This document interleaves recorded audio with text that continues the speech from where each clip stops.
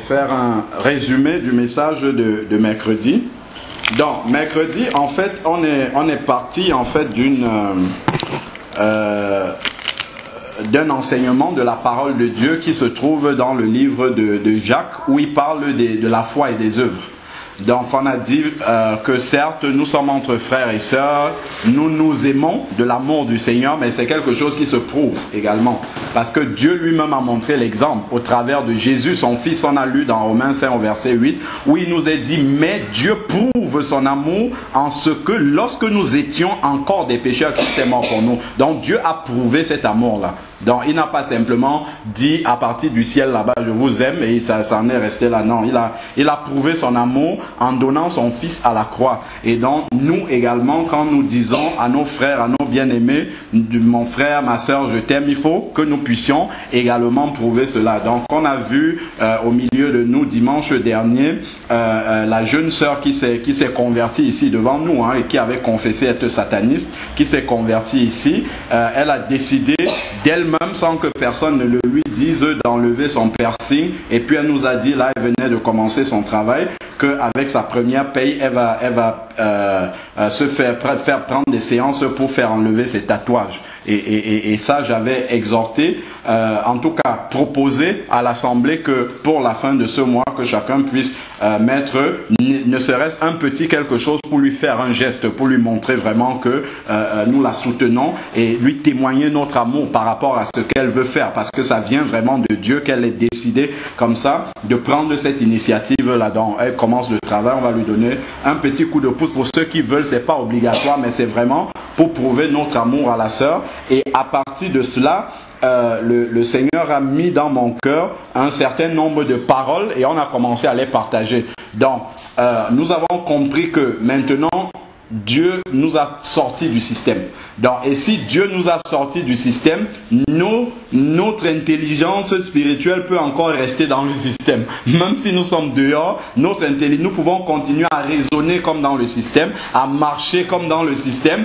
Donc, c'est pas le fait de se réunir à l'intérieur d'une maison qui change tout. Ça ne résout pas toute la question. Il y a des questions qui sont résolues, mais le plus important, c'est que ça change à l'intérieur même de notre conception. C'est là que ça doit changer. C'est là qu'est le problème. C'est là que les forteresses sont. Et on avait lu, je crois c'était dans Marc 22, où justement Jésus dit qu'on ne met pas du vin nouveau dans les vieilles outres. Donc avant de commencer à mettre du vin nouveau, il faut changer l'outre déjà.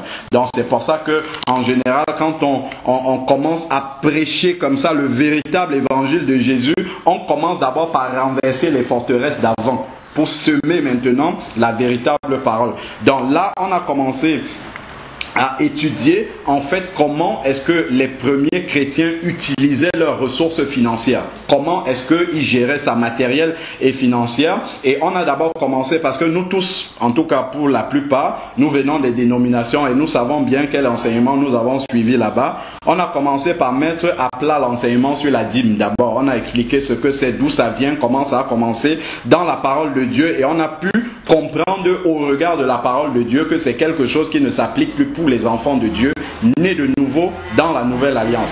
Et maintenant, nous avons abouti à la question, maintenant que nous sommes des enfants de Dieu dans la nouvelle alliance, qu'est-ce que la parole de Dieu nous demande alors de faire? Les ressources dont le Seigneur nous bénit, comment est-ce que nous pouvons l'utiliser véritablement pour la gloire de Dieu et non pour la gloire des hommes?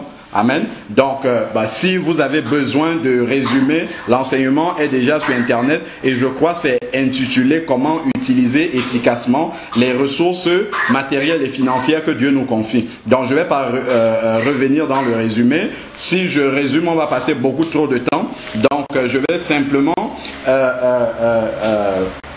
commencer par quelque chose qu'on a remarqué. On a commencé à lire dans le livre des Actes. Et on a remarqué quelque chose d'assez surprenant par rapport au fonctionnement des Lévites, des Juifs de l'Ancien Testament, qui allaient tout le temps au temple, qui faisaient des offrandes dans le temple, ainsi de suite. Et là, on constate dans le livre des Actes que les nouveaux chrétiens vendaient leurs propriétés et partageaient le produit entre tous. C'est quand même quelque chose de radicalement différent. Et on se demande, mais d'où vient ça?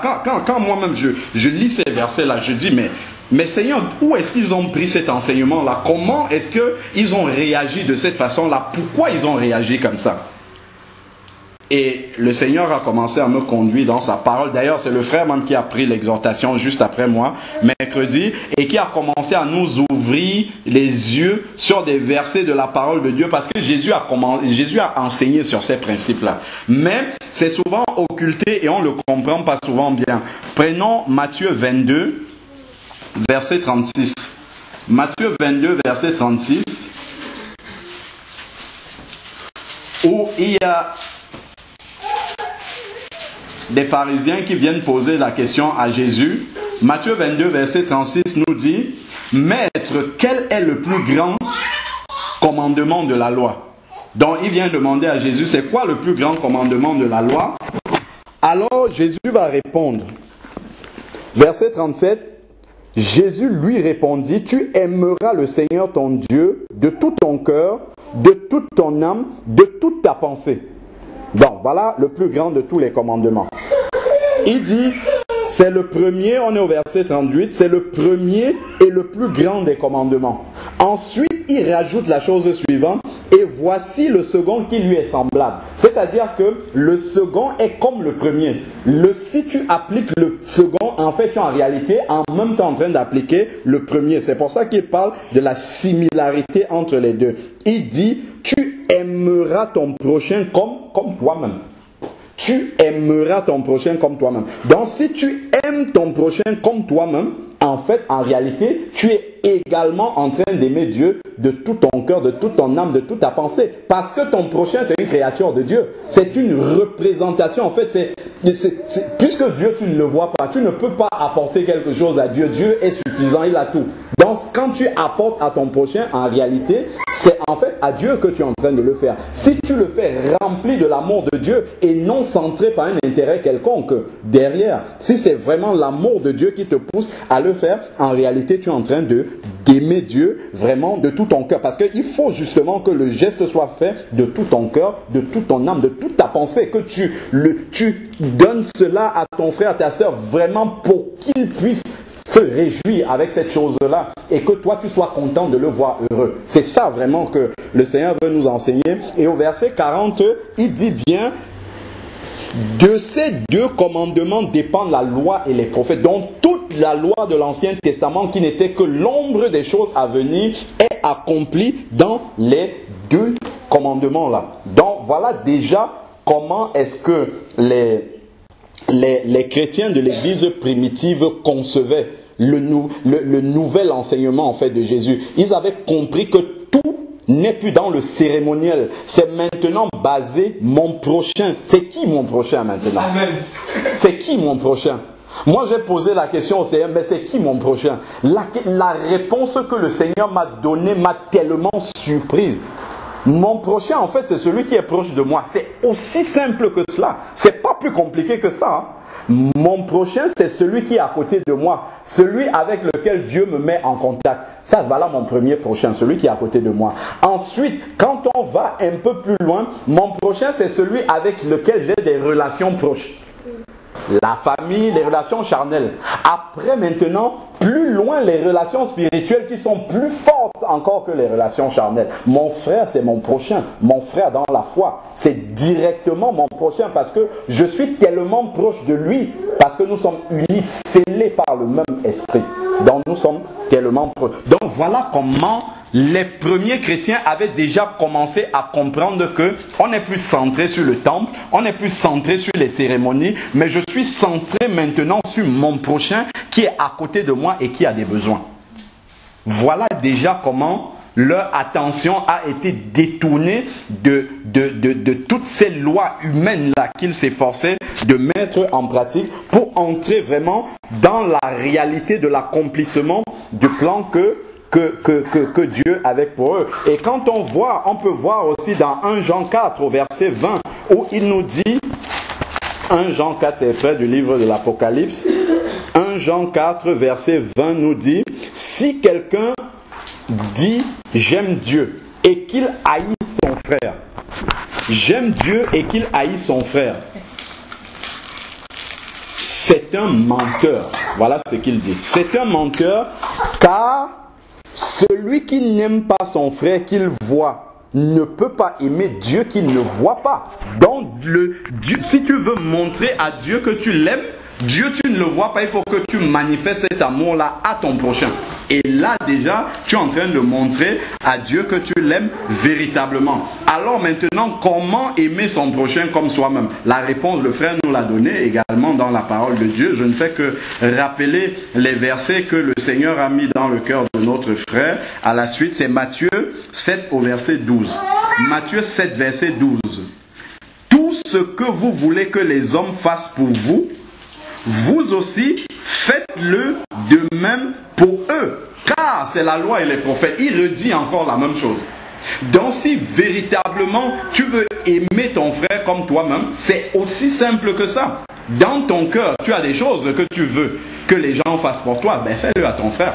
C'est aussi simple que ça. Voilà comment est-ce que tu vas rentrer effectivement dans l'amour.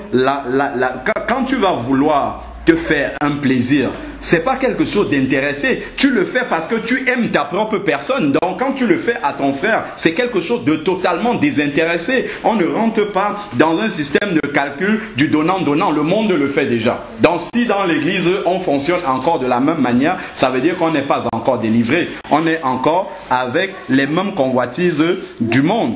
Donc, lorsque on voit dans l'Ancien Testament, voilà encore une autre image qu'on peut comprendre sur la manière dont les premiers chrétiens avaient compris la façon dont il faut utiliser ces ressources financières.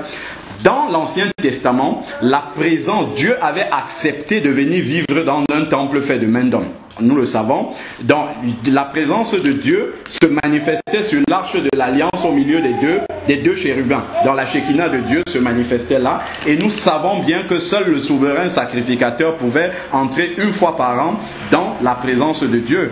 Ensuite, les Israélites prenaient soin du temple parce qu'ils savaient que c'était l'habitation de Dieu. Donc ils utilisaient leurs ressources pour reconstruire le temple s'il y avait des démolitions, pour le rénover, pour l'améliorer, ainsi de suite, parce qu'ils savaient que Dieu habite là-bas. Et ils voulaient honorer ce Dieu qui habite là-bas. Et donc ils le faisaient au travers de sa maison. Mais nous, aujourd'hui, nous continuons encore à fonctionner dans la mentalité de l'Ancien Testament. En appelant un bâtiment, nous disons c'est la maison de Dieu. Alors que 1 Corinthiens 3 au verset 16 nous dit que nous sommes le temple du Saint-Esprit. Dieu n'habite plus dans les maisons faites de main d'homme. C'est fini ça. Maintenant, quand quelqu'un devient chrétien, la présence de Dieu vient habiter en lui. Et donc c'est nous le temple maintenant. C'est pour ça que les premiers chrétiens avaient détourné leurs yeux des bâtiments et ils s'intéressaient aux hommes maintenant qui étaient devenus le temple du Saint-Esprit. C'est pour ça que leur argent, leur or, leur propriété, tous leurs biens étaient utilisés pour faire du bien à leurs frères. Parce que c'est ça le nouveau temple. Voilà pourquoi ils investissaient dans leurs frères. On va lire tous les versets qui parlent de comment étaient utilisés les dons dans l'église. C'était pour distribuer entre eux. Parce que c'est ça le nouveau temple qu'il faut entretenir. Ce n'est plus un bâtiment à changer les rideaux, changer les sièges. Ça, c'est fini, ça. Ça, c'était dans l'Ancien Testament. Dieu n'habite plus dans cet endroit-là. Dieu habite dans les personnes.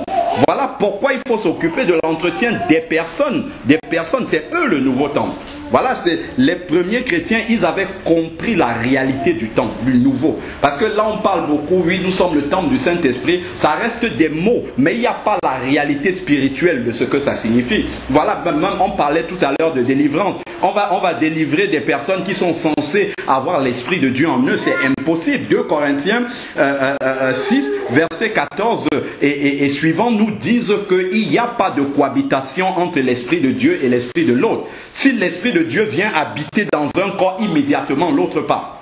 C'est impossible que les deux restent dans le même corps. Donc ça, quand on dit qu'un chrétien est possédé par un démon, habité par un démon, ça veut dire qu'on ne comprend pas c'est quoi le temple du Saint-Esprit. C'est que la personne n'est simplement pas chrétienne, c'est tout. Et pourquoi elle n'est pas chrétienne? Parce qu'elle ne s'est pas repentie. C'est aussi simple que ça. C'est pas plus compliqué que ça.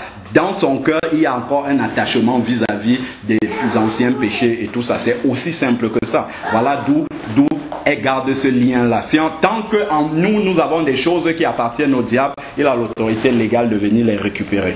Alors que si on a tout coupé, il n'a plus aucune autorité de venir habiter à l'intérieur de nous. Ça serait même un blasphème de dire qu'un chrétien peut avoir le diable en lui. C'est impossible ça. Le temple du Saint-Esprit ne peut pas en même temps être le lieu d'habitation du diable. Donc ça, c'est quand on n'a pas compris la réalité du temple du Saint-Esprit. Qu'est-ce que ça veut dire?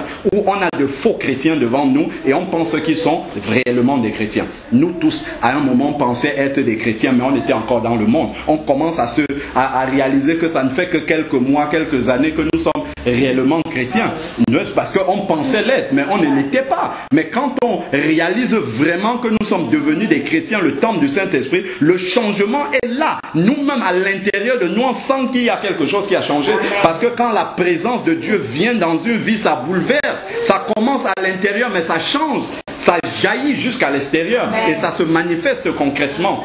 Voilà, et là, on ne peut pas rester insensible à cette transformation-là. Ça se voit. Ça se voit quand la présence de Dieu vient quelque part, elle transforme tout totalement. Donc, dans la nouvelle alliance, on a bien compris que les nouveaux convertis avaient compris que le temple maintenant est composé de pierres vivantes et non de pierres mortes. Donc ce sont les frères là qui constituent le nouveau temple. Donc c'est de ces frères là qu'il faut prendre soin. Si on veut prendre soin de l'habitation de Dieu, il faut prendre soin des frères parce que Dieu habite à l'intérieur des frères et des sœurs. J'entends par là. C'est ça la réalité de cet enseignement-là.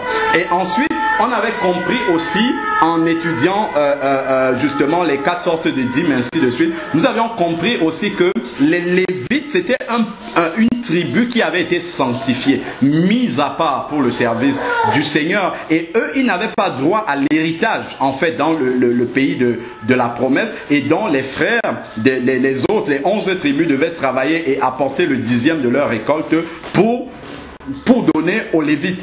Donc, et là, nous avons lu aussi, je crois, c'était dans Colossiens 1 au verset 12 ou 13 par là, où nous avons compris que, non, ça c'est nous avons été délivrés, c'est Éphésiens 1 au verset 3, je crois, qui dit, Éphésiens 1 verset 18 exactement, qui dit en fait que tous les enfants de Dieu ont déjà reçu l'héritage. Donc, il n'y en a pas un seul qui n'a pas reçu l'héritage. Donc, nous sommes tous des enfants de Dieu qui avons reçu l'héritage. Donc il n'y a pas de personne qui soit spécialement lévite parmi nous. Sinon nous tous nous sommes lévites. Pourquoi? Parce que nous faisons partie de l'église. L'église c'est quoi? Ecclésia. C'est un peuple qui a été mis à part, sorti du monde, sorti hors d'eux. Donc nous sommes tous des lévites parce que nous sommes tous sanctifiés. En même temps, Apocalypse 5, du verset 9 au verset 10, dit que nous sommes tous des sacrificateurs également. Donc, qu'est-ce que ça veut dire? Ça veut dire que je suis lévite parce que je suis sanctifié, mis à part pour Dieu, et je suis sacrificateur parce que je peux intercéder pour toi. Toi aussi, tu es sacrificateur pour moi parce que tu peux intercéder pour moi. Et voilà pourquoi je peux utiliser mes ressources financières pour t'aider, et toi aussi, vice versa, tu utilises pour moi. Donc, on quitte de l'ombre des choses pour venir dans la réalité maintenant, la réalisation de ces choses-là dans la nouvelle alliance. Et cette transition-là, on ne l'a pas comprise. On ne l'a pas comprise dans le système. On est resté dans l'ancienne mentalité à faire les choses comme si c'était toujours voilé en fait. Nous sommes toujours dans l'ombre de ces choses. Et ça, c'est pas étonnant que la puissance de Dieu ne se manifeste pas comme elle se manifestait avec les premiers chrétiens. Parce que cette puissance-là reste toujours dans l'ombre en réalité. Parce qu'on ne la matérialise pas tel que les apôtres l'avaient compris en fait dans l'église primitive. Donc nous sommes restés dans l'ombre des choses à venir. Alors, donc, au lieu d'acheter par exemple des sacs de ciment, des trucs pour aller construire des bâtiments, ces sacs de ciment là, parce qu'on veut construire la maison de Dieu, ben, les nouvelles maisons de Dieu sont les personnes. Donc qu'est-ce que je fais? Je vais acheter des traités d'évangélisation pour apporter la matière première au Saint-Esprit, pour que le Saint-Esprit puisse construire de nouveaux temples en amenant des gens à Christ. Voilà pourquoi ils allaient utiliser leurs ressources pour envoyer un frère aller prêcher là-bas, ainsi de suite, pour aller apporter la matière première, pour que le Saint-Esprit puisse construire le nouveau temple, les nouveaux convertis avec cette matière première-là. Voilà là où partaient leurs ressources financières. Ils avaient compris véritablement ça. Mais nous restons encore dans l'ancienne mentalité. Donc nous allons pouvoir évoluer. Alors je regarde simplement sur quel verset nous étions arrêtés. Voilà, dans Jean, on avait lu Jean 15 du verset 12 au verset 14 où le Seigneur enseigne lui-même qu'il n'y a pas de plus grand amour que de donner sa vie pour ses frères. Et le Seigneur nous a montré de quelle manière il faut aimer les frères. L'amour de Jésus a été un amour sacrificiel. Il s'est sacrifié pour ses frères. Donc de la même façon, pour nous, donc de la même façon, lorsque nous aimons nos frères, nous devons les aimer de façon sacrificielle, s'oublier soi-même, pour que nos frères puissent en profiter. Et c'est ça la définition même du sacrifice. Le sacrifice, c'est se priver d'un privilège dont nous pouvons et nous avons le droit d'en jouir pour que quelqu'un d'autre en profite. En l'occurrence, un frère, une sœur. Et quand on voit le frère, la sœur en profiter, nous sommes dans la joie avec elle, parce que sa joie, c'est la mienne aussi. Nous avons le même esprit. Et c'est parce que souvent on conjugue verbalement comme ça que les relations fraternelles entre frères et sœurs, nous sommes liés par l'esprit, c'est plus fort que le sang, mais dans la réalité le sang est encore plus fort que la réalité spirituelle. Ça c'est ce qu'on peut constater. Malheureusement c'est pas la parole de Dieu qui est en défaut, mais c'est nous qui n'avons pas bien reçu. Nous n'avons pas été lavés complètement on parlait des forteresses tout à l'heure, de toutes ces forteresses là qui doivent tomber totalement.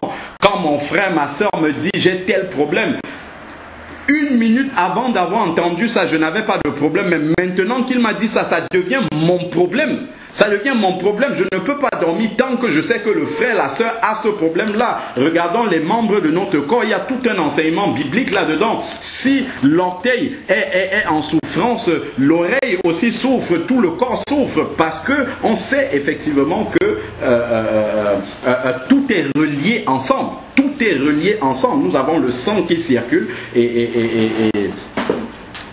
voilà, donc nous devons comprendre cette réalité-là. Mais avant ça, il faut que le Seigneur nous aide à entrer dans la réalité même des choses.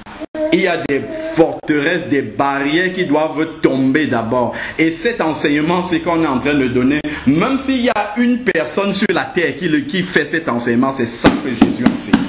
Même s'il y a une seule personne sur la terre qui fait ça, Noé à son époque, ils étaient que 8, en plus, ce n'est même que lui qui avait le message. Et il prêchait, les enfants ont suivi. Donc il n'était que quelques-uns, 8. Les historiens nous disent qu'à l'époque de Noé, il y avait 2 milliards de personnes qui vivaient sur la terre.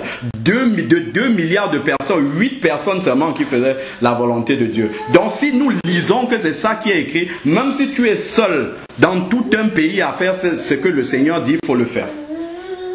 Le plus important, c'est que Dieu te le révèle. Une fois qu'il a révélé, c'est fini. Tac, on entre dans la réalité. On a juste besoin d'une chose, c'est du Saint-Esprit, c'est tout. Maintenant, nous avons déjà le Saint-Esprit en nous et donc nous devons marcher dans cette réalité-là. Alors, prenons Romains 4.4.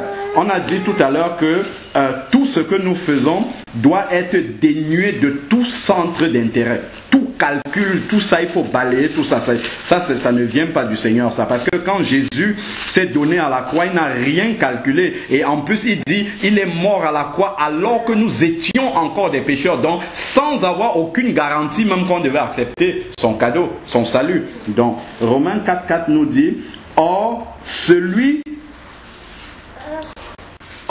à celui qui fait une œuvre, le salaire est compté, non comme une grâce, mais comme un dû. Donc, si tu fais l'œuvre dans l'intention, en fait, d'avoir une bénédiction, pour toi, c'est un salaire. La bénédiction devient un salaire, alors que c'est la bénédiction de Dieu qui enrichit. Donc, je fais quelque chose dénué de tout intérêt. Je n'ai même pas à compter ce Dieu.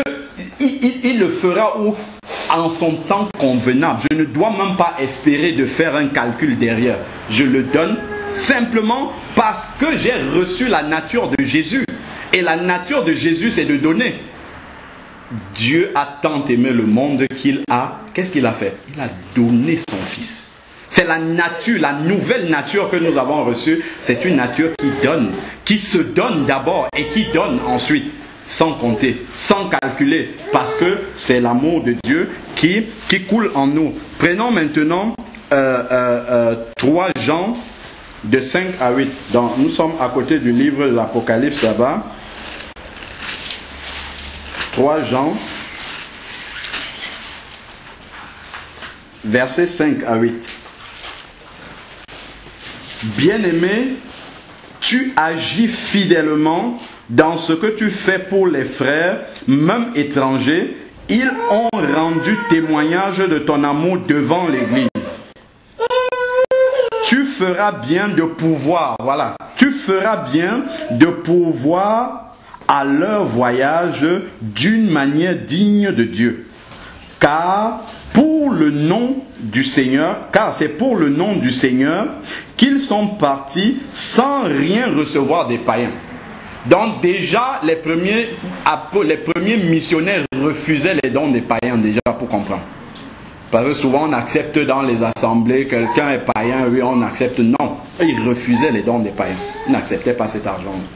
Donc il dit, ils n'ont pas pris de dons pour ils n'ont rien reçu des païens. Ensuite verset 8, nous devons donc accueillir de tels hommes afin d'être ouvriers avec eux pour la vérité.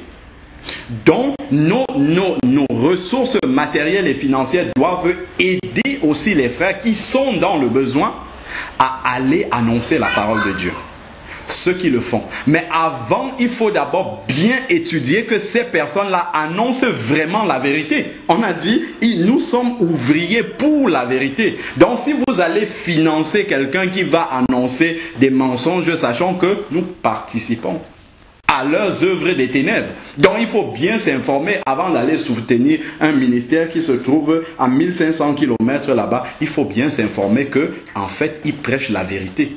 Parce que nous participons avec lui à ces œuvres-là. Et il faut le faire toujours avec la sagesse de Dieu. Parce que le Seigneur nous a bien dit, aime ton prochain comme toi-même. Et on a donné la définition du prochain, c'est celui qui est proche de toi. Donc déjà, avant d'aller voir celui qui est loin là-bas, prie déjà pour que le Seigneur te révèle, Seigneur, dans mon périmètre, c'est quoi les besoins des gens? Si nous demandons ça au Seigneur, le Seigneur va nous ouvrir les yeux. Ce que nous ne voyons pas, nous allons commencer à le voir. Chez des frères, des sœurs déjà et ceux qui sont autour de nous, nous allons commencer à voir les besoins et nous allons même manquer d'argent pour subvenir à ces besoins-là. Parce qu'il y en a beaucoup, mais nos yeux sont fermés. Nous pensons que Dieu est loin, qu'il faut aider les gens à 1500 km. Et finalement, tout le monde se retrouve à aider les mêmes missionnaires. On envoie finalement trop d'argent. Et quand ils ont trop d'argent, qu'est-ce qui se passe? Attendons, c'est nous qui les faisons tomber. Quand ils ont trop d'argent, qu'est-ce qui arrive? Ils avaient l'Esprit de Dieu, ils ont toujours, mais la caisse est pleine. Qu'est-ce qu'on fait? Les projets humains commencent à germer dans leur tête. On va louer un grand stade pour ainsi de suite. On entre dans la folie des grandeurs. Quand on regarde Jean-Baptiste n'est pas allé chercher des foules. Il est allé dans le désert, loin des foules. Mais la puissance de Dieu était sur lui. C'est les foules qui venaient à lui. Quand on regarde dans Acte 2, quand Pierre a prêché le jour de la Pentecôte, Pierre n'a pas lancé d'appel. Ce sont les gens qui étaient là qui ont lancé l'appel. Les gens ont dit, frère, que devons-nous faire? Ils ont compris qu'ils étaient dans le péché. Ils sont venus eux-mêmes. Aujourd'hui, c'est nous qui lançons l'appel, qui veut recevoir le Seigneur. Mais quand la puissance de Dieu est là, ce sont les gens qui sont convaincus de péché qui viennent demander à être sauvés. Donc si on marche dans la puissance de Dieu, comme ça, dans les commandements de Dieu, la puissance de Dieu sera là. On n'a pas besoin de chercher à taper à l'œil en essayant de faire des choses grandioses comme le monde le fait. On n'a pas besoin de ça. La puissance de Dieu est suffisante pour attirer le monde à nous. On n'a pas besoin de les attirer par le matériel, le tape à l'œil. On n'a pas besoin de ça. Et c'est nous qui faisons tomber ces missionnaires-là. Les besoins sont déjà à côté de nous. Certains ont des vrais besoins, mais il faut la sagesse de Dieu pour le faire. Si nous ouvrons les yeux là où nous sommes, déjà Jésus nous a donné un ordre de mission à nous tous. Allez, faites de toutes les nations des disciples. Les baptisons au nom du Père, du Fils et du Saint-Esprit, ainsi de suite.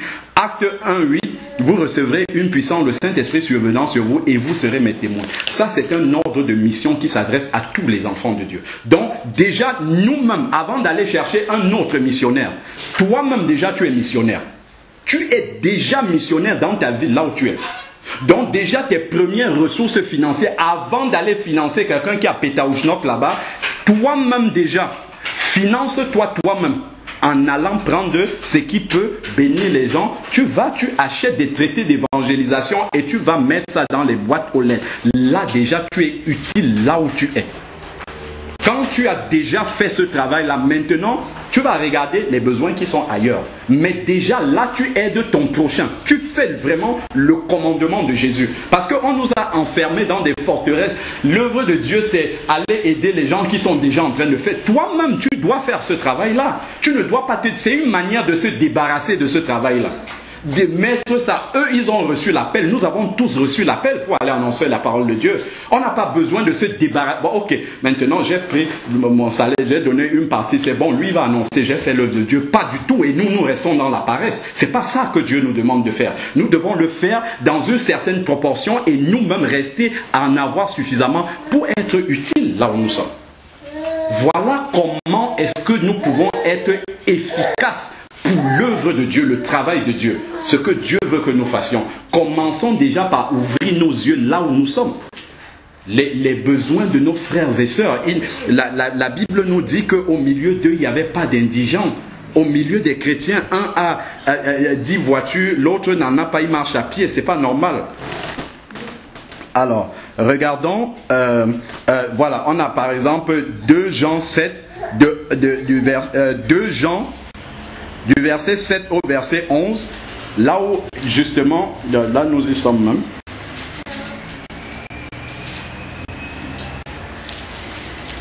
Oui, voilà, 2 Jean 7, de 2 Jean, du verset 7 au verset 11. Car dans le monde sont entrés plusieurs séducteurs qui ne confessent pas Jésus-Christ venu en chair. Voilà le séducteur et l'antichrist. Prenez garde à vous-même afin de ne pas perdre le fruit de votre travail, mais de recevoir la pleine récompense. Afin de ne pas perdre le fruit de votre travail. Donc on peut croire qu'on est en train de travailler pour Dieu et perdre le fruit de notre travail. Parce que nous sommes en train d'aider des séducteurs. Donc nous croyons que nous travaillons pour Dieu, mais en réalité on va perdre le fruit de notre travail. Parce que nous n'avons pas vérifié qu'est-ce que ces gens enseignent, qu'est-ce qu'ils vont répandre comme doctrine, partout où nous les finançons pour aller dans le monde entier. Donc nous devons avoir la sagesse de Dieu en faisant ces choses-là. Il faut savoir qui est-ce que nous sommes en train d'aider, parce que nous participons à leurs œuvres si nous ne le faisons pas avec la sagesse de Dieu. Si quelqu'un vient à vous et n'apporte pas cette doctrine-là, je suis au verset 10, ne le recevez pas. Il dit de ne même pas le recevoir dans votre maison et ne lui dites pas salut. Donc on ne doit même pas participer avec eux. Pas du tout. Si on sait que quelqu'un est dans la mauvaise doctrine, nous ne devons même pas lui dire salut. Verset 11, car celui qui dit salut participe à ses œuvres. Voilà ce que la parole de Dieu nous dit. Celui qui lui dit seulement salut participe à ses œuvres. Donc il faut faire très très attention à qui est-ce que nous finançons. Donc si nous prenons, on a vu Matthieu 28, verset 8 donc, déjà. Ensuite, prenons maintenant Acte 20. Il y a encore un autre enseignement par là. Acte 20, verset 33 à 35. Acte 20, 33 à 35. C'est Paul qui parle. Il dit, je n'ai désiré ni l'argent, ni l'or, ni les vêtements de personne. Vous savez vous-même que ses mains, il montre ses mains, ont pourvu à mes besoins. Donc Paul travaillait non seulement pour lui-même, et à ceux de mes compagnons, dont ceux qui l'accompagnaient aussi. En tout, je vous ai montré qu'il faut travailler ainsi pour venir en aide aux faibles et se rappeler des paroles du Seigneur Jésus qui a dit lui-même, il y a plus de bonheur à donner qu'à recevoir. Amen. Amen. Donc voilà Paul qui encourage, au lieu d'aller se faire assister, si tu es un vrai serviteur de Dieu, tu dois plutôt aller travailler pour pouvoir à tes propres besoins, pouvoir aux besoins de ceux qui sont avec toi. Et puis voilà, et Jésus a dit lui, mais il y a plus de bonheur à donner maintenant. Malheureusement, beaucoup de serviteurs d'église sont devenus des mendiants, dont ils prennent de l'argent et eux-mêmes ils ne donnent pas. Et voilà, donc ils prêchent aux gens qu'il faut, il y a plus de bonheur à donner qu'à recevoir, et eux-mêmes ils ne donnent pas. C'est un non-sens, parce qu'eux-mêmes n'appliquent pas ce commandement-là.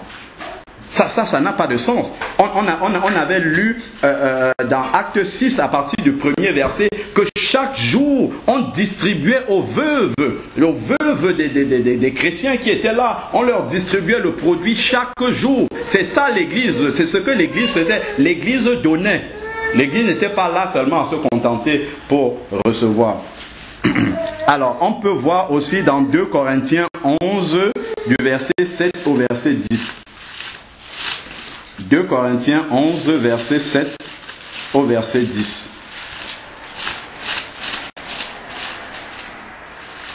Pour que la puissance de Dieu puisse véritablement se manifester comme dans l'église primitive, il faut que la prédication soit apostolique et qu'on puisse l'appliquer de façon apostolique comme ça. Sinon, on peut essayer, il y aura un de temps en temps qui va, au travers du ministère duquel Dieu va faire des miracles, mais ça sera tout. Et tout le monde va courir pour aller voir parce que c'était exceptionnel. C'est maintenant exceptionnel, alors que ça, c'était la vie de tous les jours des apôtres, parce qu'ils marchaient dans les enseignements de Jésus. Ils n'avaient pas fait des enseignements d'hommes dans lesquels ils marchaient, pas du tout. Ils avaient compris les enseignements de Jésus et ils les appliquaient. Donc, nous sommes dans 2 Corinthiens 11, verset 7 au verset 10.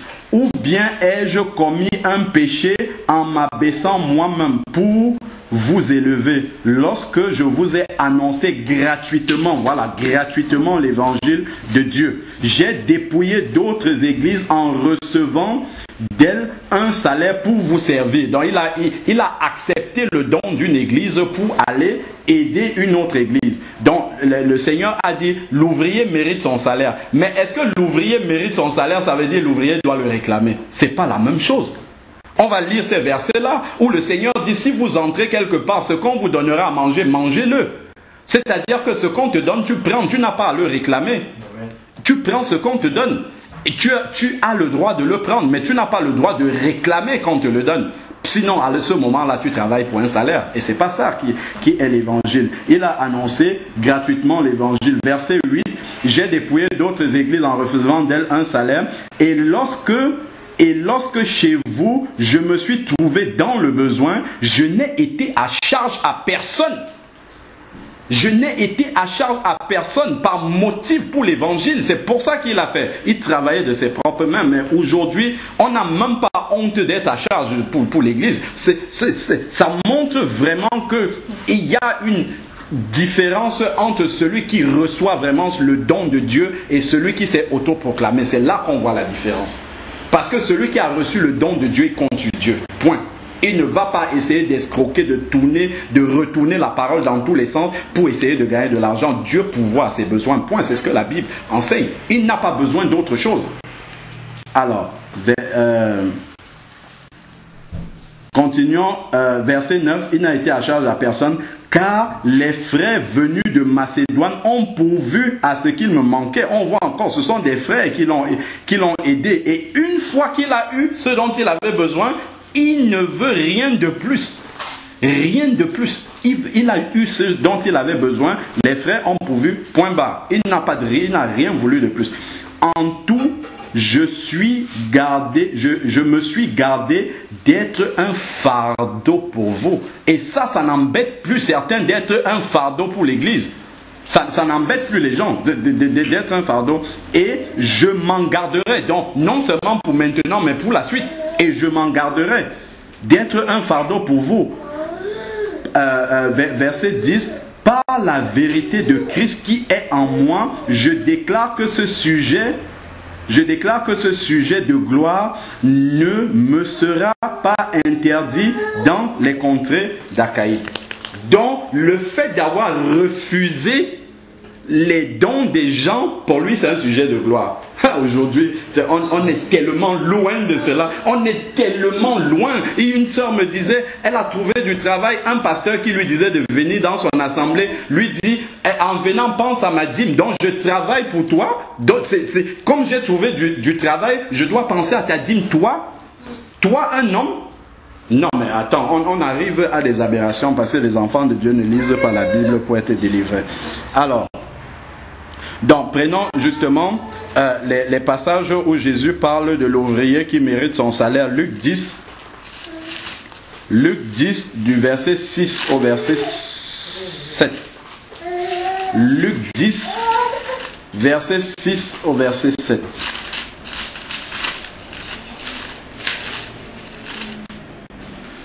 Luc 10, verset 6 au verset 7. Et s'il se trouve là un enfant de paix, donc Jésus a envoyé les 70 disciples et il leur dit, et s'il se trouve là, dans là où ils vont partir en mission, s'il se trouve là un enfant de paix, votre paix reposera sur lui, sinon elle reviendra à vous. Ensuite, verset 7, il dit, demeurez dans cette maison, mangez et buvez ce qui s'y trouve. Donc ce n'est même pas qu'on va aller vous trouver autre chose. Vous mangez ce qu'ils mangent. Ce qu'ils sont en train de manger, c'est ça que vous allez manger. Car l'ouvrier mérite son salaire. C'est-à-dire que, quand on dit l'ouvrier mérite son salaire, c'est-à-dire que s'il vous donne à manger, ne refusez pas sous prétexte que, bon voilà, non. Vous acceptez cela, vous avez le droit de l'accepter. En fait, c'est ce qu'il dit. Mais ça ne veut pas dire qu'on doit le réclamer. Amen. On a le droit de l'accepter, mais ça ne veut pas dire qu'on doit le réclamer. Et qu'est-ce qu'on accepte même? On accepte ce qui est déjà là. On ne va pas aller nous créer. Il y a une sœur qui est venue prêcher dans l'assemblée où j'étais, qui dit, ils ont accueilli la fille de Osborne, on allait la loger dans un hôtel 4 étoiles ou 5, je ne sais plus trop quoi, et elle continue en disant que plus il y a d'étoiles dans l'hôtel, plus il y a l'onction. N'importe quoi, c'est vraiment n'importe quoi. Pierre, on a lu la dernière fois dans Acte 10, quand Pierre a été les serviteurs de Corneille sont allés chercher Pierre. Pierre habitait chez qui? Il habitait chez un certain Simon corroyeur. Je regardais tout à l'heure dans le dictionnaire, c'est quoi corroyeur? C'est quelqu'un qui travaille les peaux de bêtes pour transformer en cuir. C'était un ouvrier, un pauvre. Voilà là où Pierre allait habiter. La Bible dit que quand Pierre passait, son ombre seulement guérissait les malades. Amen. Jésus, le Fils de l'homme en qui toute la puissance, toute la divinité était manifestée, dit le Fils de l'homme n'a même pas opposé sa tête. Il avait toute l'onction de Dieu. On va nous dire que ce sont les étoiles de l'autel qui donnent l'onction maintenant. Ça, c'est un nouvel évangile. Ça n'a rien à voir avec l'évangile de la croix. Et les enfants de Dieu engobent tout ça. Alors, 1 Timothée 5. Pourtant, le Seigneur a prévu des merveilles pour que nous puissions vraiment utiliser efficacement les biens qu'il nous donne pour sa gloire. Et si on fait ça comme Jésus a dit là, ça va révolutionner la société. C'est cette différence-là que la société a envie de voir pour être touchée par l'évangile. Des frères qui sont soudés entre eux, des frères et sœurs. Quand un dit qu'il y a...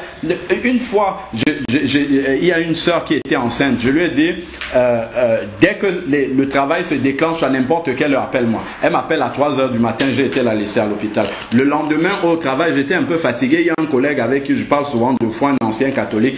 Il me demande alors, ça va, tu as une nuit peut-être, tu n'as pas bien dormi la nuit. Je lui dis non, j'étais allé accompagner une soeur à l'hôpital. Mais il était dépassé. Il dit, mais c'est ça que moi j'ai toujours voulu chercher dans l'église. C'est un païen.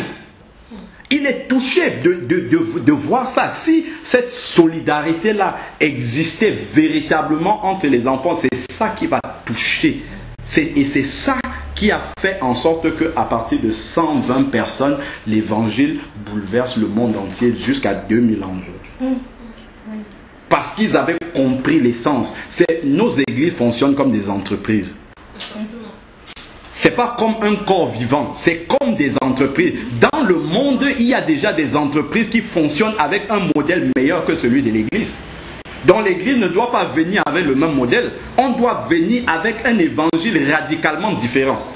totalement différent. Et c'est ça qui va toucher les gens. Regarde, les gens vont voir, ah, oula, à côté de chez moi, il y a des chrétiens, mais quand un construit la maison, tout le monde est en train de construire. C'est ça l'évangile. C'est ça véritablement qui va toucher les gens. Mais sinon, on va faire la religion, on va faire de génération en génération, les gens seront toujours les mêmes. On sera toujours avec nos propres convoitises, chacun va toujours regarder son orteil. Et ça ne va jamais changer personne. Personne du tout. Pourtant, tous les enseignements sont là. Mais ce qu'on est en train de dire ici, il y a un problème fondamental. Si on est dans un bâtiment, le message que je prêche, on ne peut pas prêcher ça. C'est pas possible. Pourquoi? Parce que Dieu n'a pas prévu qu'on soit là-bas pour prêcher ça. C'est pas possible. Il faut être dans un milieu comme ça, il n'y a pas de loyer, il n'y a pas de pression financière. Là, on peut prêcher librement. Tu vas prêcher ça maintenant dans un bâtiment, c'est fini, les gens ont compris. Où est-ce que le pasteur va prendre l'argent du loyer? Mais il ne peut pas, il est lié déjà, il est lié par le choix qu'il a fait, il est lié. Il y a des parties de l'évangile qu'il ne peut pas prêcher selon la parole de Dieu. Il ne peut pas s'amuser à prêcher ça. C'est qu'il va payer le loyer de sa propre poche. Donc du coup, on est contraint comme ça, limité à prêcher l'évangile d'une certaine façon et ça ne produit pas la vie. Alors 1 Corinthiens, 1 Timothée 5, du verset 17 au verset 18.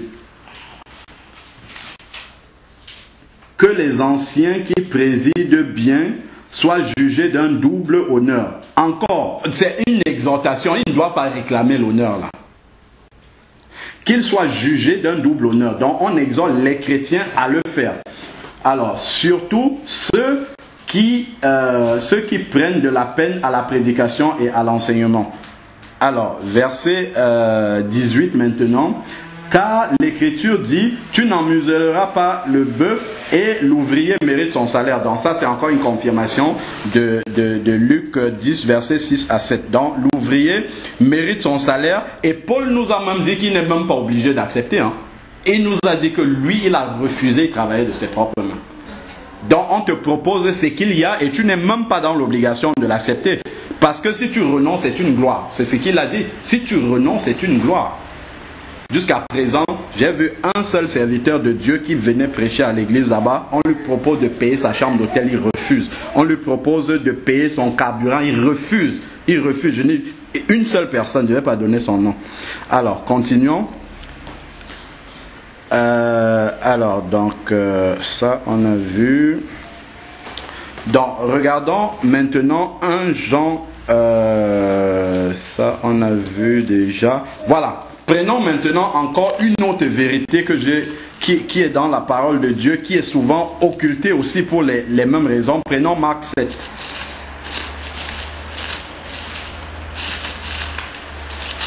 On en parlait un petit peu hier avec Sage. Marc 7, verset 6 au verset 7.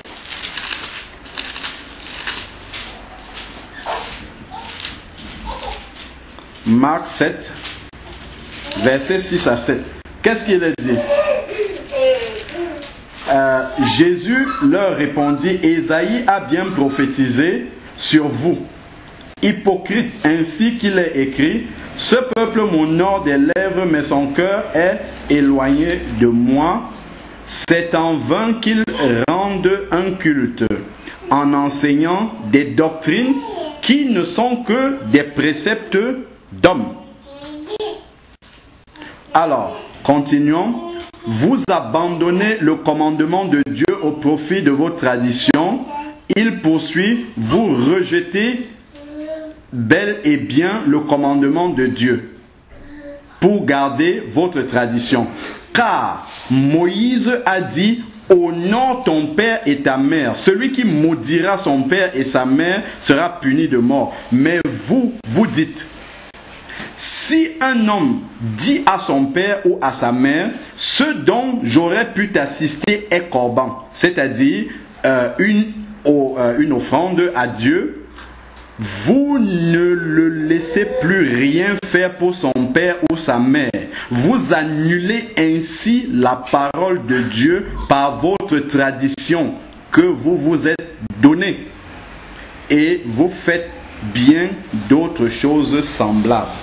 C'est-à-dire qu'avant d'aller apporter un don dans l'église, ton père doit avoir mangé, vêtu, soigné. Ta mère aussi pareil. D'abord, c'est ça ton premier ministère. Le premier ministère de ton argent doit servir à ça. Si ton père a des besoins, ta mère a des besoins, ton argent que tu donnes à l'église, ça ne vaut rien du tout devant Dieu. C'est ce qu'il dit.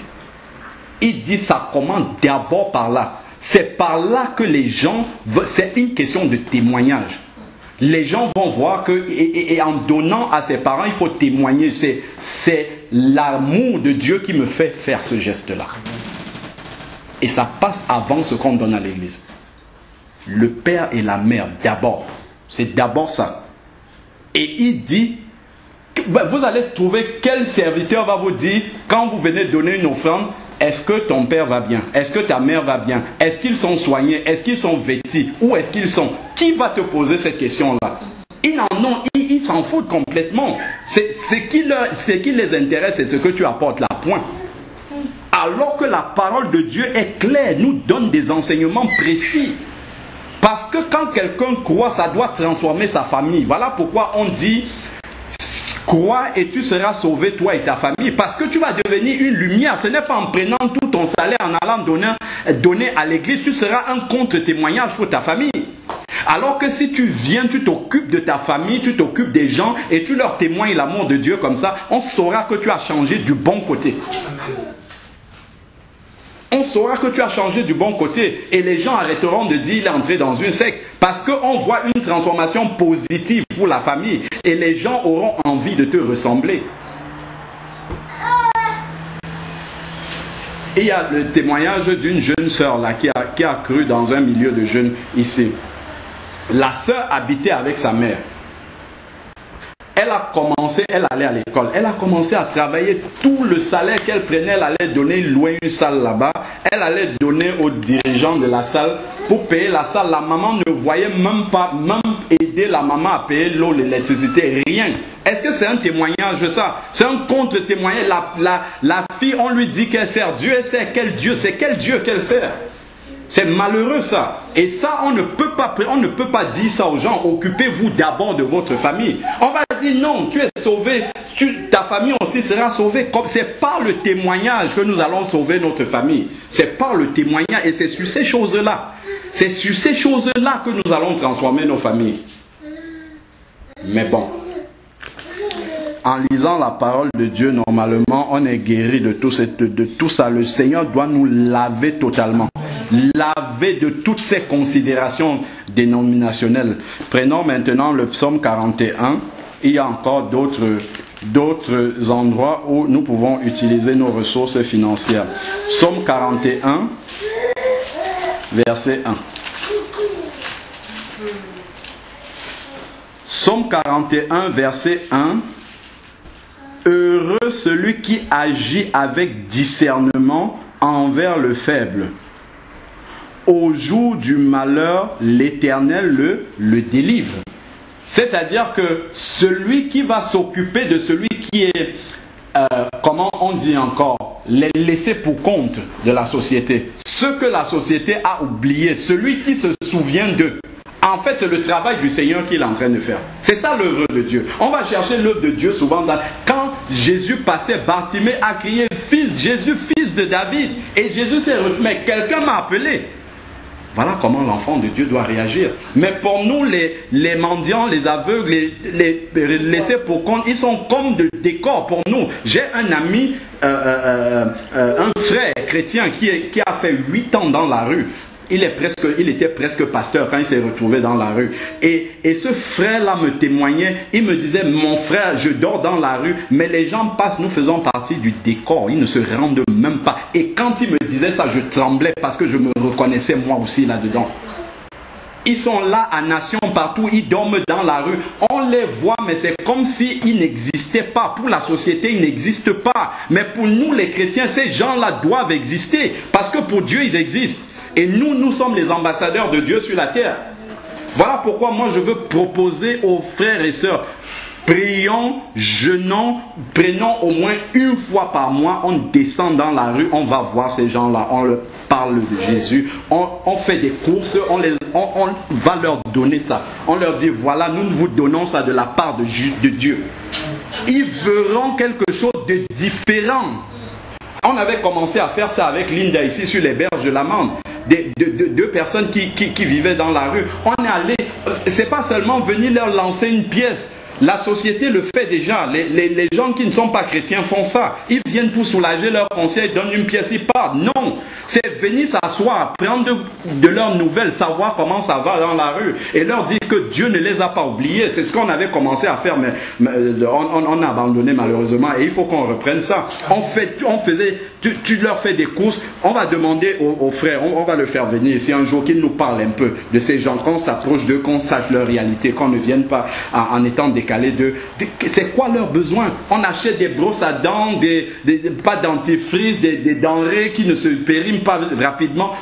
Parce que vous leur donnez de l'argent, bon malheureusement certains vont aller acheter de l'alcool, la cigarette, tout ça. Donc on leur donne directement de quoi ils ont besoin. Première chose, donc déjà là ils comprennent que ce ne sont pas des gens qui sont intéressés. Ensuite on s'assoit, on ne leur parle pas de Jésus, on leur parle d'abord d'eux-mêmes, comment ça se passe. Ainsi, on apprend à comprendre qui ils sont. Amen. Et après maintenant on va leur parler de Jésus et on va leur laisser une Bible. Et après souvent on prend de leurs nouvelles, on leur laisse notre numéro de téléphone. C'est ça qui va changer. Même s'il y a une personne qui fait ça, c'est déjà ça. Dieu a révolutionné la terre avec son évangile, avec 120 personnes. Ne regardons pas qu'aucune église ne fait. Malheureusement, les gens qui font des actions comme ça n'ont pas la vérité. Les catholiques, les mormons, les gens qui n'ont pas la vérité, ils n'ont pas l'esprit de Dieu pour le faire. Donc si les vrais chrétiens font ça, poussés par l'esprit de Dieu, mais ça va être une révolution. Quand on leur donne la Bible, après on va prier pour eux. Vous allez voir les délivrances. Vous allez voir les gens délivrés dans la rue. Parce que la parole de Dieu ne ment pas. Nous allons être surpris. Nous-mêmes, nous allons dire, donc moi je peux imposer. Ils sont sûrement possédés par des démons. Moi je dis toujours que les gens que nous voyons là dehors, ce sont des travaux pratiques que Dieu nous donne. Il permet que ces gens-là soient là pour que nous appliquions la parole de Dieu. Mais nous allons attendre les gens dans les églises, ils ne viendront jamais. Et malheureusement, justement, quand on a commencé à aller voir ces personnes-là, j'étais encore dans ces forteresses-là. Donc, moi, qu'est-ce que j'ai fait? Quand les gars ont commencé à bien comprendre, je leur ai donné une Bible, on leur a donné une Bible, tout ça. Après, je les ai invités à l'église. C'est pas ça qu'il faut faire. C'est pas ça. Pour moi, je leur dis, en plus, ils seraient venus à l'église, il n'y a que des noirs là-bas. Ils sont blancs.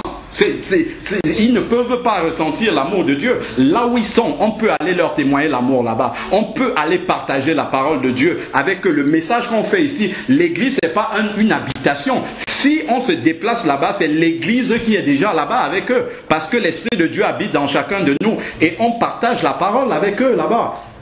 C'est ça qu'il faut faire. Moi, je pense réellement, et il n'y a pas besoin qu'il y ait 150 personnes. S'il y a 2 personnes qui sont convaincues par ce message, on le met en application. Amen. On le met en application et ce sont les gens après qui vont venir voir ce que Dieu est en train de faire avec 2 ou 1 personne. C'est tout. Parce que la parole de Dieu ne ment pas. La parole de Dieu, c'est la vérité. Et ce qui s'est passé dans la période des apôtres, aujourd'hui, doit même encore se passer. Parce que nous sommes rendus à la fin des temps. C'est pour ça que Dieu est en train de faire tomber les écailles pour que nous comprenions c'est quoi l'œuvre de Dieu réellement. Nous nous sommes trompés là-dessus. C'est ça qui est l'œuvre de Dieu. Allez témoigner l'amour de Dieu à ceux qui sont laissés pour compte. Prenons encore Proverbe 14, verset 31. Proverbe 14, verset 31.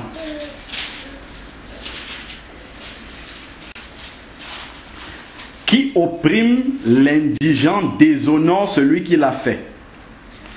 Mais qui a pitié du pauvre lui rend grâce. Donc nous sommes toujours dans ce que la parole de Dieu nous dit, qu'il faut vraiment...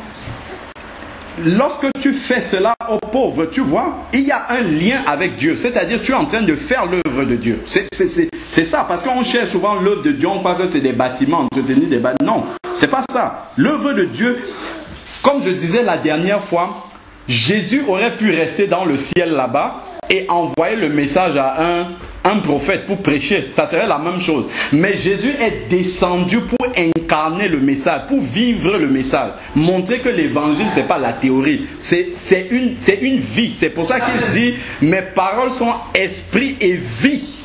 La parole de l'évangile doit vivre, elle doit vivre dans les gens. C'est pour ça qu'on a parlé de la foi et des œuvres. Ça doit se vivre, ça doit se matérialiser concrètement. C'est pas rester dans un bâtiment et prêcher de beaux messages tous les dimanches d'année en année qui ne révolutionnent, qui ne changent personne. Non. Ça doit se voir dans une société où il y a des chrétiens. La société doit se sentir bouleversée. Déjà, les gens dans les environs qui, au moins une fois en passant, reçoivent un message de l'évangile sous forme de traité dans leur boîte, déjà, ça change quelque chose. Ce n'est plus habituel. Ah, on reçoit souvent des publicités. Aujourd'hui, on a reçu un message bizarre. Ça parle de Jésus. Mais voilà, déjà, c'est une goutte d'eau dans la mer, mais c'est déjà quelque chose. Ça change déjà de ce qu'ils ont l'habitude de voir. Et il ne faut pas négliger. Il ne faut pas négliger ça. C'est tout petit comme ça. Mais ne négligeons pas ce que Dieu peut faire. Il y a un pasteur là qui nous avait donné un témoignage sur un traité, un tract qu'il a reçu. En fait, on était en train de préparer une sortie d'évangélisation. Il est arrivé là, il nous dit, vous sortez évangéliser, faites-le bien, faites attention à chaque traité que vous donnez, parce que vous ne savez pas ce que Dieu peut faire. Même si ça tombe dans une poubelle laissée, vous ne savez pas, Dieu peut faire quelque chose avec ça. Il dit qu'il sortait, avant il était un alcoolique, il sortait justement d'un endroit débauché et tout, il rentre chez lui, il est en plein centre de Paris, il sort très tard la nuit, il voit des gens qui sont en train de jouer, qui chantent dans la rue, tout ça, il y a un attroupement, il s'approche pour voir, c'était Jeunesse en Mission qui était en train de chanter à minuit, 1h du matin dans Paris, et il y a des gens qui donnaient des traités à côté. On lui a donné un traité, il a pris une soeur, il a froissé, il a mis ça dans sa poche, il écoutait parce qu'il aimait bien écouter la musique, il rentre chez lui, il a jeté le traité quelque part, après quelques semaines, il s'ennuie un samedi, il passe, il revoit le traité, il prend, il lit, ils invitaient des gens à des après-midi de gospel dans leur église. Il commence à partir, il écoute du gospel, c'est de la bonne musique, il accroche. Un jour, il y a une prédication en plus du gospel, hop, il donne sa vie au Seigneur. Voilà comment il devient un chrétien. Sur un traité qu'il avait négligé, qui était là comme ça. Après, finalement, il s'est rapproché de la sœur qui lui avait donné ce traité-là. Il s'est rapproché de cette sœur-là, ils se sont mariés. Aujourd'hui, ils évangélisent tous les deux dans la rue. Voilà ce que Dieu peut faire avec un traité qui est tombé entre les mains. Une fois, il parlait même avec cette sœur qui est devenue sa femme. Ils étaient en train d'évangéliser. Ils ont vu un alcoolique qui était là, un SDF alcoolique qui était là sur le bord du trottoir. Ils ont commencé à lui parler de l'évangile. Le type était dans sa boisson, il n'entendait pas tout ça. Quelques semaines après, il est venu donner sa vie au Seigneur. Même dans la boisson, Dieu a gardé le message qu'il avait entendu. Et lorsqu'il était lucide, Dieu a fait remonter le message. Il a compris, il est venu se convertir. Donc, ne négligeons pas tous ces moindres petits trucs-là que nous pouvons faire pour apporter l'évangile aux gens. C'est très important. Regardons Proverbe 19, verset 17. Proverbe 19, verset 17. Celui qui a pitié de l'indigent prête à l'Éternel, qui lui rendra ce qui lui est dû. Bon, celui qui a pitié de l'indigent, quelqu'un peut lire dans une autre version, parce que chez moi c'est un... Oui. Celui qui a pitié du pauvre prête à l'Éternel, qui lui rendra selon son œuvre. Voilà. Celui qui a pitié du pauvre prête à l'Éternel, qui lui rendra selon son œuvre. D'accord, ok. Donc, ça veut dire que lorsque nous nous occupons du pauvre, en réalité, nous travaillons pour le Seigneur. Mais seulement, dans ce verset-là, il faut bien ne pas partir avec l'intention de récupérer quelque chose du Seigneur. Il faut toujours partir avec la motivation que Jésus avait, qui était une motivation pure. Je le fais simplement parce que l'amour de Dieu coule en moi. Et quand Jésus était sur la terre, il s'intéressait à ces personnes-là. Donc, comme c'est le même amour que j'ai reçu, naturellement, je dois être poussé par le Saint-Esprit à m'intéresser à ces personnes-là. C'est la seule chose. Et on a vu plus tard, la dernière fois, c'était dans Matthieu 25, quand Jésus parle du jugement dernier, où il a mis les boucs et les brebis à gauche et à droite là, et après il a dit, quand j'avais faim, vous m'avez donné à manger, quand j'avais soif, vous m'avez donné à boire, j'étais prisonnier, vous m'avez visité, ainsi de suite. Et après, les justes sont étonnés, mais quand avons-nous fait ça? Il dit, lorsque vous avez fait au plus petit de mes enfants, c'est à moi que vous l'avez fait. Comme on ne voit pas Jésus, mais le plus petit de ces enfants là, c'est nous là, les chrétiens. Lorsque tu fais quelque chose à un chrétien, c'est à Jésus que tu es en train de le faire.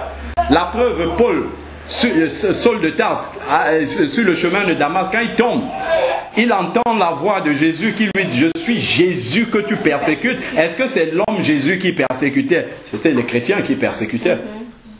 Parce que nous sommes les ambassadeurs de Christ. Donc quand tu le fais à un chrétien, tu le fais à Jésus directement. Ce sont des éléments fondamentaux à comprendre. Et notre mentalité doit vraiment radicalement changer par rapport à notre conception des choses. On a aussi Proverbe 28, puisque nous sommes dans le livre de Proverbe. Proverbe 28, verset 27. Si quelqu'un trouve, il peut lire. Proverbe 28, verset 27. Celui qui donne aux pauvres n'éprouve pas la disette. Voilà.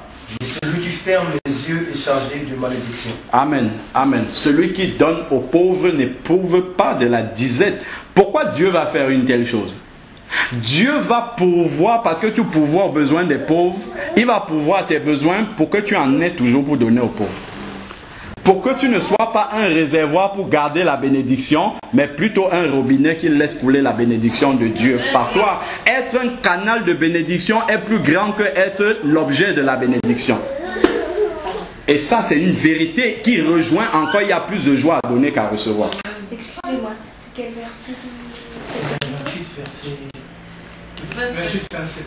28, 27. Merci. Voilà, ce sont ces enseignements-là que nous devons bien comprendre. Je crois c'est Matthieu 19, verset 21.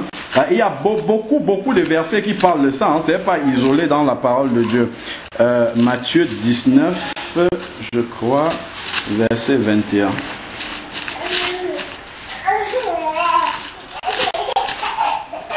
Matthieu 19, verset 21. Qu'est-ce que ça nous dit?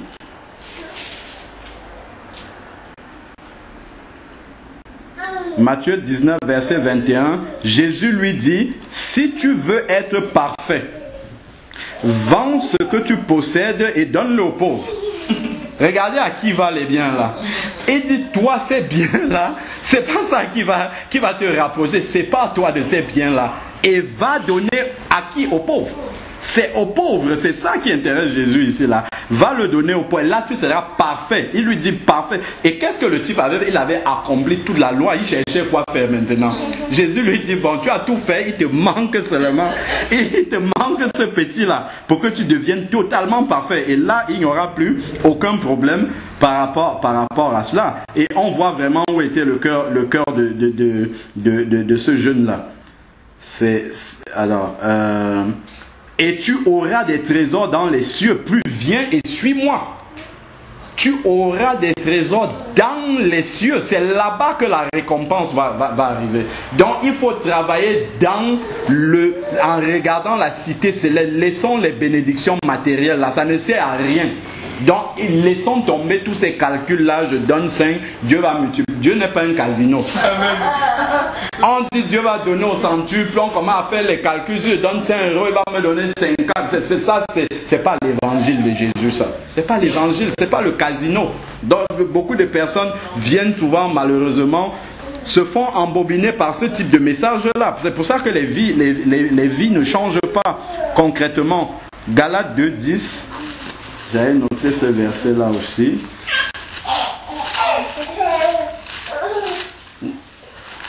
Galates 2, 10. Qu'est-ce qu'il nous a dit là? Galates 2, 10.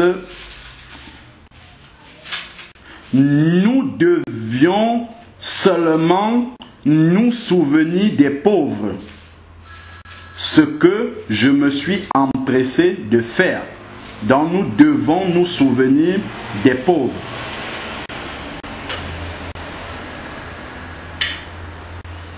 Donc c'est quelque chose que Dieu nous demande de faire. Et nous souvenir des pauvres, rappelons-nous bien, hein, ce n'est pas aller lancer une pièce. Ça, parce que moi j'ai entendu des enseignements aussi dire que comme les gens, on dit aux gens il ne faut plus aller donner dans l'église, tout ça, machin, truc, c'est pas ça l'œuvre de Dieu, aller donner aux pauvres. Donc, dans un esprit sur de calcul, comme on dit, bon, ok, quand tu donnes aux pauvres, tu prêtes à Dieu. Donc, on va toujours aller, la même séduction est dans le cœur, c'est juste que le but est différent. L'objet, la personne à qui on va donner est différente. Au lieu de donner à l'homme de Dieu, tu vas donner aux pauvres. C'est la même convoitise est toujours dans le cœur. Et le problème du péché dans le cœur n'est pas réglé. C'est un problème de convoitise. Celui qui donne beaucoup à l'église espère, je dis celui qui donne mal, hein, parce qu'il y en a qui donnent bien aussi. C'est pas, je parle de la motivation dans le cœur. Donc celui qui donne en espérant recevoir beaucoup, tu lui dis maintenant, ok, c'est un peu à l'église qu'il faut aller donner, donne, ça ne me dérange pas. L'essentiel pour lui, c'est le but final. Donc on n'a pas réglé la question. On n'a pas réglé la question. C'est pour ça que quand tu vois aller voir le pauvre, il faut être dénué de tout système de calcul. Si ta tête est dans ça, commence d'abord par demander à Dieu de te délivrer de cela. Et de mettre vraiment l'amour pur pour les âmes. Parce que c'est ça, tu t'approches de lui d'abord pour l'aider. Et ensuite, maintenant, tu vas essayer de faire en sorte qu'il devienne ton frère et ta sœur.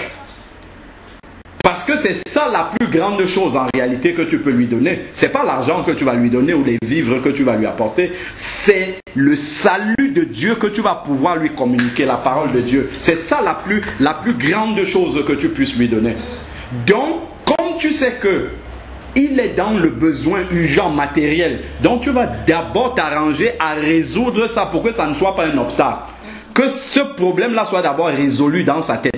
Maintenant que ce problème est résolu dans sa tête, maintenant tu peux commencer à lui parler justement de Jésus et lui témoigner l'amour de Dieu. Il faut qu'il voie que c'est magnifique, que ça vit en toi.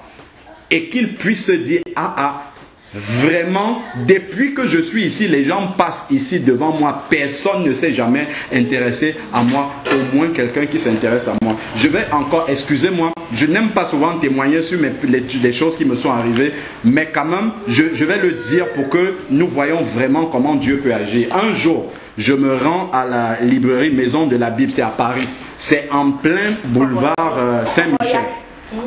Port-Royal, boulevard Saint-Michel. C'est un grand boulevard à Paris. Alors, j'arrive devant la Maison de la Bible. J'avance. Au moment où je veux m'approcher de la poignée, je vois juste devant la librairie, il y a un banc public et je vois un monsieur qui est assis là. Après, le monsieur va vers l'arrière. Il voulait retirer quelque chose de l'arrière d'un camion. Le monsieur, quand il s'est levé, ne peut pas rester en stature verticale. C'est quelqu'un qui est courbé de l'arrière comme ça. Et il se déplace étant courbé comme ça. Je vois la souffrance physique de cette personne-là. Mais c'était des sentiments humains d'abord que j'avais dans le cœur. Quand je voyais ça, je dis, mais comment un homme peut souffrir comme ça? Et je commence à remuer un peu ça dans mon cœur. Et je continue à m'avancer vers la librairie. Le Saint-Esprit me reprend. Qu'est-ce que tu vas faire dans cette librairie-là? Tu vas acheter des trucs dans cette librairie-là pour augmenter la connaissance des trucs que tu veux rajouter la connaissance, alors que ce que tu as déjà, regarde devant toi là. Tu peux appliquer ce que tu as déjà. Donne-lui déjà ce que tu as maintenant. Tu n'as pas besoin de rajouter quelque chose dessus. Et là, j'étais totalement paralysé. J'étais entré, resté. Et après, intérieurement, j'ai commencé à prier. Je me suis avancé vers lui. J'ai commencé à lui poser des questions. Monsieur, est-ce que vous avez besoin d'aide? Je peux vous aider? Non, non, ça va. Vous avez besoin d'argent? Non, non, ça va. Ainsi de suite et tout. Et après, je vous assure, mes bien-aimés, que instantanément, j'ai commencé à prier pour lui. J'ai commencé à prier à haute voix, il m'entendait. Et de cette prière-là, dès le début, j'ai commencé à m'adresser au diable directement. Arrête d'opprimer cette... Et je parlais comme ça en montrant les gestes. Dans le boulevard Saint-Michel, les voitures passaient, on se demandait, mais qu'est-ce qu'il... Et je priais avec autorité, je parlais au diable directement, dans cette personne-là. Et plus je priais, plus il se tournait comme ça, il me disait merci. Merci, merci, le seul mot qui sortait de sa bouche. Merci, merci, merci, merci, merci. Et après, il y avait deux personnes qui passaient là, deux blancs. Je ne savais même pas qu'ils ne se connaissaient pas. Ils sont venus me prendre la partie. Pourquoi vous n'avez pas le droit de parler de votre Dieu aux gens dans la rue, ainsi de suite. Enfin bref, ils ont commencé à parler comme ça. Mais je leur ai dit une chose. Tous les jours, vous passez ici, vous voyez ce monsieur-là, il est en train de détruire son corps avec de l'alcool. Ça ne vous dit rien. Pour une fois que quelqu'un s'intéresse à lui, vous avez entendu ce qu'il disait, il disait merci. Vous avez déjà dit merci ici un jour. Attendez, attendez. Et c'est ça qu'il faut pour les... Plein d'enfants de Dieu viennent acheter plein de livres là. Devant eux, il y a des exemples là. Jésus leur montre ce qu'il faut faire. Je suis le premier d'ailleurs. Je ne suis pas en train d'incriminer les autres. Hein. Je suis le premier à venir acheter là tous les jours. Je suis sûr que le type était là depuis longtemps. Je ne l'avais pas vu. Mais ce jour-là, le Seigneur a dit non. Pas du tout. Ce que tu fais là, tu ne me sers. Sers-moi là. Tu peux déjà le faire. Et tu as tout ce qu'il te faut. Il te faut juste le Saint-Esprit, c'est tout. Tu n'as pas besoin d'aller acheter un livre, tu n'as besoin de rien du tout. Tu vas voir cette personne-là et tu vas voir ce qui va se passer. Et gloire à Dieu. Et je l'ai fait en tremblant. Mais normalement, je n'aurais pas dû parce que j'étais surpris moi-même. C'est quelque chose qui doit faire partie de notre vie de tous les jours. C'est comme ça que les apôtres étaient. Mais on a besoin d'être renouvelé dans notre pensée. C'est ça le problème. C'est ça véritablement notre problème. Parce que une fois qu'on a entendu l'évangile, nous sommes fortifiés, mais quand nous retournons dans le monde, immédiatement le doute est là, nous sommes phagocytés, personne n'a jamais fait ça. Il y a plein de choses qui viennent. C'est pour ça qu'il faut que permanemment nous marchons dans la connexion avec le Seigneur. Parce que si tu es constamment connecté au Seigneur, tu n'auras pas peur de faire ce genre de truc. Même si tu es seul à faire ça, même si les gens te voient comme un fou, si tu es seul à faire ça et que Dieu est avec toi, mais après les gens viendront même te dire, mais comment tu fais? Aide-nous aussi à faire. Parce que si un chrétien te voit faire ça, si c'est un vrai chrétien, il aura honte. Si c'est un vrai, il ne va pas te critiquer parce qu'il y a des faux qui vont commencer à dire pourquoi. S'il voit, il comprendra que normalement c'est ça qu'il aurait dû faire. Et il viendra t'encourager. Même si lui ne peut pas encore le faire, il viendra t'encourager. Amen. Donc c'est vraiment dans cette réalité-là qu'il faudrait qu'on puisse entrer. Après, vous pourrez lire chez vous Galates 6, du verset 1 au verset 10, 2 Corinthiens 8 et 2 Corinthiens 9, qui parlent de différentes collectes dans l'église. Et ça nous ramène toujours vers un même but, c'est que ça servait aux chrétiens et non à entretenir des bâtiments. Ça, c'est clair. Ensuite, maintenant, quand on lit, par exemple, dans Matthieu 11, verset 5, Luc 4, verset 18 à 19, Luc 7, verset 22 et Luc 14, de 12 à 15, je vous passe les détails, on ne va pas lire. Ça nous montre que l'évangile est annoncé aux pauvres. C'est une volonté de Dieu, pas seulement eux, ce n'est pas la seule cible, mais c'est quelque chose qui est dans le cœur de Dieu, qu'on annonce l'évangile aux pauvres. C'est quelque chose que Dieu veut vraiment. Et malheureusement, il y en a qui le font, mais nous ne le faisons pas de la bonne façon. On fait ça comme étant condescendant un peu, comme étant pris de pitié, voilà. Et ça c'est humain, ça. C'est pas ça que Dieu veut. Dieu veut que nous leur témoignions vraiment l'amour. Quand quand Jésus allait s'asseoir pour manger avec les pharisiens, les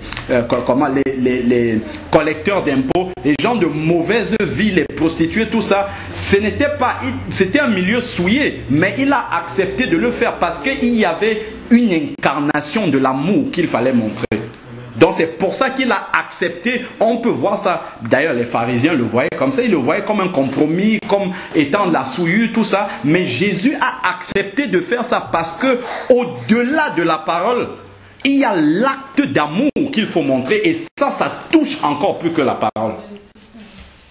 Comme on dit, ce que nous faisons parle beaucoup plus que ce que nous disons.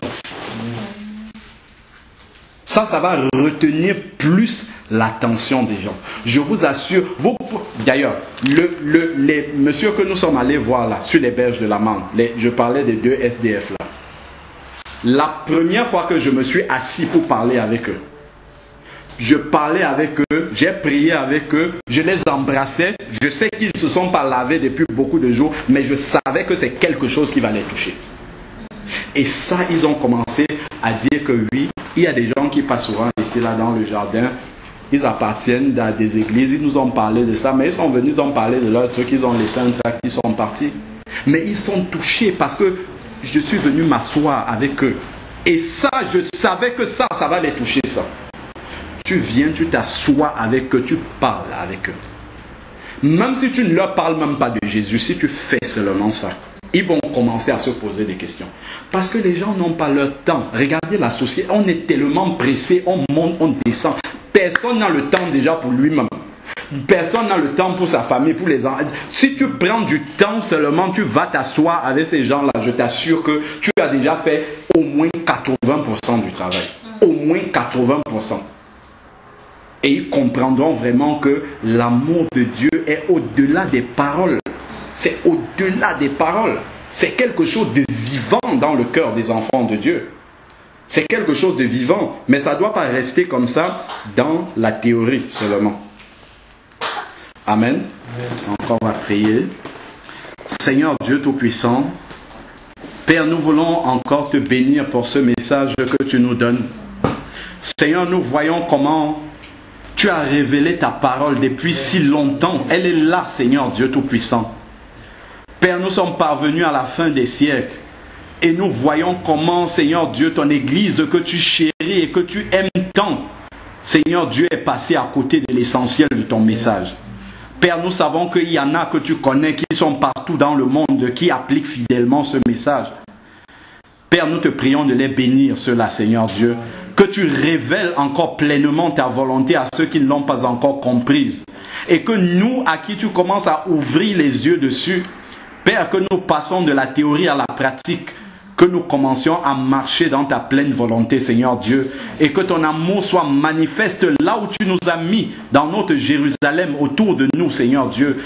Que les gens sentent, Seigneur Père, que nous sommes habités par un esprit qui est radicalement différent de celui du monde. Que ton évangile en nous puisse être vivant. Comme tu as dit, tes paroles sont esprit et vie. Que ces paroles-là, Seigneur, ne soient pas seulement intellectuelles, mais qu'elles puissent, Seigneur, s'incarner dans notre vie et que la société soit touchée. Seigneur Père, je te prie de révéler ce message encore en profondeur dans le cœur de tes enfants, dans mon cœur, Seigneur Dieu. Nous avons besoin d'être débarrassés, Seigneur Dieu, de nos forteresses. Nous avons besoin de sortir de notre confort, Seigneur Dieu, et de pouvoir entrer dans la réalité de ton évangile, Seigneur Père. Parce que nous savons que ton évangile est radical et c'est un évangile qui transforme. C'est l'évangile de la transformation, Seigneur Dieu. Père éternel, je te prie, Seigneur Dieu, de nous accompagner, Seigneur, que nous n'ayons pas